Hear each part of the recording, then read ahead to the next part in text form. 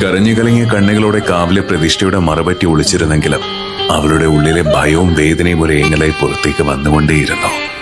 ആ ഏങ്ങലാണ് കിഴക്കേ ദേശത്തുനിന്ന് പൂജ കഴിഞ്ഞെത്തിയ ആചാര്യന്റെ മുന്നിലേക്ക് അവളെ എത്തിച്ചത്. ആകെ വാടിത്തളർന്നിരിക്കുന്ന പെൺകുഞ്ഞിന് പൂജാദ്രവ്യങ്ങളും പഴങ്ങളും കൊടുത്തപ്പോ അവളത് സന്തോഷത്തോടെ സ്വീകരിച്ചു. വീട്ടിൽ കൊണ്ടുവിടാമെന്ന് പറഞ്ഞപ്പോഴാണ് അവൾ നടന്ന കാര്യങ്ങളെല്ലാം അദ്ദേഹത്തോടായി പറഞ്ഞത്. അമ്മായി പറഞ്ഞതനുസരിച്ച് ഇന്ന് കണിയാൻകുടിന്ന് പാചകം ചെയ്യാൻ തീ എടുത്തുകൊണ്ടുവരുന്ന വഴിക്ക് തന്റെ കൈ പൊള്ളിയിരുന്നു.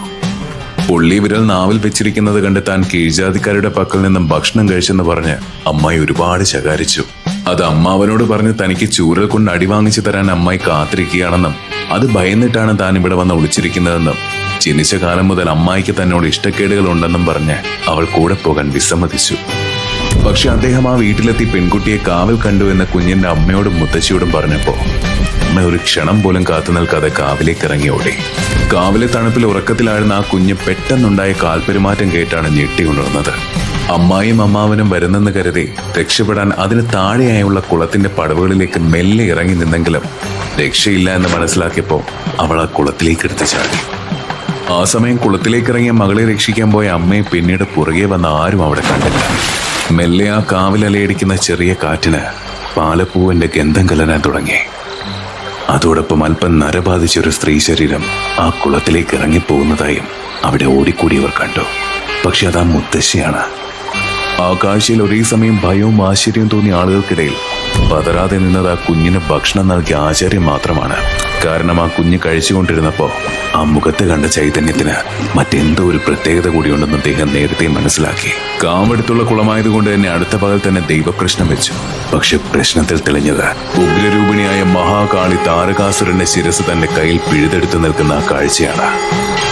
ക്രോധമടങ്ങാത്ത കാളിയെ ശാന്തിയാക്കാൻ മഹാദേവൻ മുന്നോട്ട് വന്നെങ്കിലും കാളിയെ കൈലാസത്തിലേക്ക് വരാൻ അദ്ദേഹം നിർബന്ധിച്ചിരുന്നില്ല.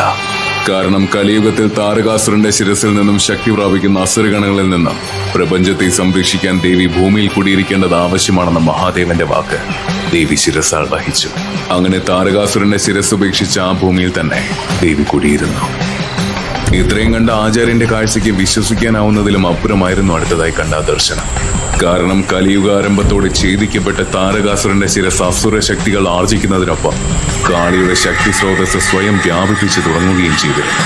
അങ്ങനെ കാളി സ്വയമേ നൽകിയ പുനർജന്മങ്ങളിലെ 3 തലമുറയാണ് ഇന്ന് ആ കുളത്തിലേക്ക് പോകുന്നതായി കണ്ട കുട്ടിയടക്കമുള്ള 3 സ്ത്രീകൾ.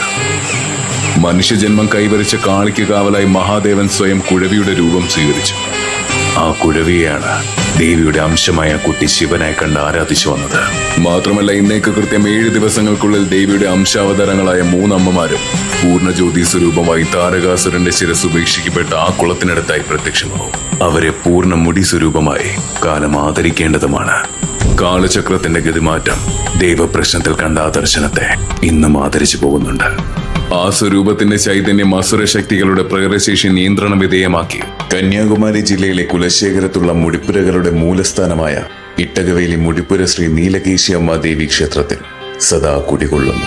മീനമാസത്തിൽ ഉത്സവം നടക്കുന്ന 10 ദിവസങ്ങളിലും ദേവി എന്ന് ശിവനായി കണ്ടാരാധിച്ച കുഴവിക്കൊപ്പം കുലദേവതയായി സാക്ഷാൽ പാർവതി ദേവിയും പുറത്തെടുക്കും. പ്രത്യേക പൂജകൾക്കൊപ്പം ക്ഷേത്രത്തിലെ പ്രധാന വഴിപാടായ കുട്ടികളുടെ തൂക്കനേർച്ചയും നടത്തിവരുന്നു.